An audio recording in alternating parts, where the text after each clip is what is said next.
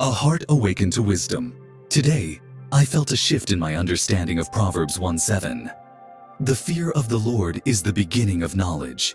It wasn't just a verse I read. It was a door opening, revealing a whole new dimension of truth. It wasn't about fear as we typically think of it, but about reverence, a deep and humbling recognition of God's majesty and power.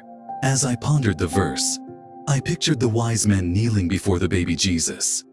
They had traveled for years, guided by a star, seeking the king.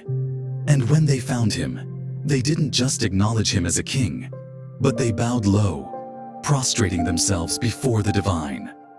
They were wise, men of learning, but they understood that their knowledge paled in comparison to the one who stood before them. That's when it struck me. True knowledge isn't just about accumulating facts. It's about recognizing God's presence, immersing ourselves in His love, and allowing His wisdom to shape us. It's about becoming more like Jesus, the embodiment of God's nature on earth. The verse speaks to a yearning for a deeper understanding, a thirst for wisdom beyond simply knowing information. It's about seeking a transformation, a heart that's saturated with God's love, His truth, and His grace. It's about recognizing that Jesus is the wisdom, the instruction, and the source of all that is good, true, and beautiful.